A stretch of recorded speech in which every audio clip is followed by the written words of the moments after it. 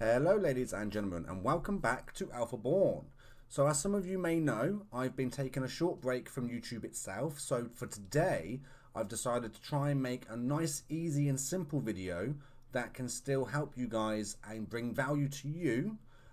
We are going to be talking basically about raiding or taking on other players' bases in Ark. Now, if you are a very successful or very experienced raider, this probably isn't going to be the video for you.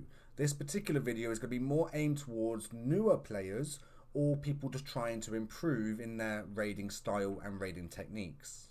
But if you do find the video helpful, please give it a big thumbs up so the YouTube algorithm sends it out further and further and can potentially help more and more people.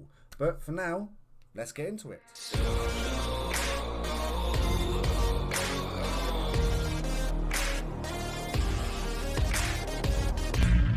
Okay, ladies and gentlemen, so what I've noticed over the last few months of me taking a break is on like Facebook and Discord and online basically is a lot of new people are coming to the game, which is great for the community and great for population.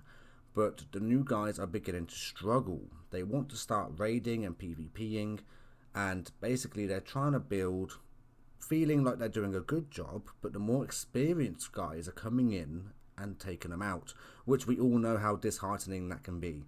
There's nothing worse than coming online and finding that everything is gone, and we keep playing.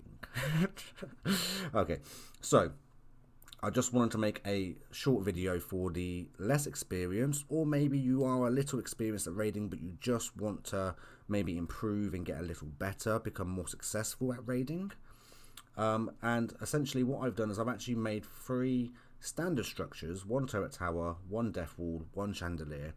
Nothing special, not looking at the location of them. It's just something to basically show you roughly what you might come up against and what you should or shouldn't really be doing. So, raiding 101 is basically tanking. Now you can use trikes, or you can use stegos, or racers, quetzals. There's a very, very long list of what dinos are good for tanking bullets. However, the more experienced raiders, believe it or not, are not looking at bases and asking themselves, how do we tank this base? How do we get past these 10 chandeliers? How do we get past these 10 death walls? What's the best dino for tanking?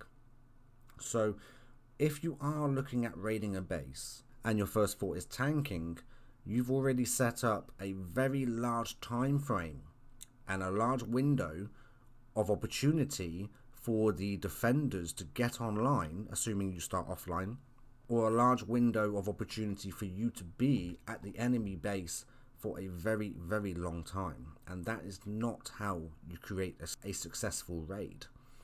Instead, what the more experienced guys are doing, we're actually looking at your base builds, your structures, your defenses, your spam, and we're actually thinking, how do we get in that as quick as possible? So again, I will tank a base if I really have to, but you're talking about some expert building must be done to make it so it has to be tanked, really. Yes, most bases have sections that need to be tanked here or there, the odd turret here or there, but essentially, again, I'm coming at you with whatever tools I have at my disposal, whether that's dinos or equipment. So again, if we just look at a very basic turret tower, don't get me wrong, there's a lot more impressive builds, there's a lot more defined builds that have lots of different spam and vaults and dino gates and behemoth gates and you name it. People have added to it to make it cost as much as possible to destroy, really. But essentially, again, yes, coming to this sort of tower, yeah, a trike could tank it, a stego could tank it, but again, tanking half of this tower is gonna take me quite a long time compared to some other methods or styles out there. For example, this particular type of tower, I wouldn't bother tanking. In fact, one of my favourite ways of dealing with these sort of towers is with a racer. And I actually build a wall at the back or at the front of the racer, in which case then I can actually walk the racer all the way up to the foundations, and I can drop the foundations quite quickly. Get rid of the generator, all the turrets drop. That would probably take me 10 minutes. and that's on a bad day. Tanking, on the other hand, you're probably talking maybe an hour. I can't remember exactly how long it takes to empty a turret. I haven't actually played Ark in a while, as you guys are probably aware if you are used to watching my content. But yeah, so when you're trying to think about how to raid, yes, tanking is a must if it's the last resort, the only way you can actually do it. But essentially, you really want to run through that list of what dinos do we have, what can they do? Can a basilisk bomb this tower? Can a racer walk up to this tower? Could a Quetzal come down from above and land on top just enough for you to C4 it? Could you maybe do some beer and C4 runs? And yeah, it's a bit more suicide, but at the same time, that's going to be quicker than tanking half these turrets. Same again with Death Wall style type of builds. Yes, they look scary, a lot of work and a lot of resources go into them, but again, I'm not going to be thinking how can I stand here for most of my day tanking all of these bullets, because they might have 100 bullets in each turret, or they might have 1,000 bullets in each turret, or they might be slot capped. So again, I'm not going to be wasting my time trying to raid this base, trying to empty them, especially when farming bullets is actually a lot more beneficial to a raider. I know that there are bullets in these turrets, so I want them. I don't want them to shoot at me. I don't want to waste them. I want to keep them as part of my loot. So again, a racer could get to these. A Quetz could get to these. Essentially, I'm not sure if the glitch has been fixed or not, but it used to be if you destroyed one at the bottom, all the others merged together. What did I destroy then? Was that it? What? How did you get destroyed? Okay, let's get a bit closer because I've got my head turned off. Okay, I aimed for there and it destroyed the one on the left. Nonetheless, so yeah, as you can see, that glitch hasn't fixed. It's still there apparently. Which again, so now as you can see, the big scary death wall isn't so scary because I don't need to destroy 100 volts. I just need to destroy one.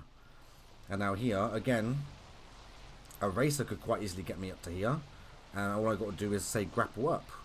Or I know from Gen 2, everyone now has tech suits a lot easier. This game's become so easy, it really has.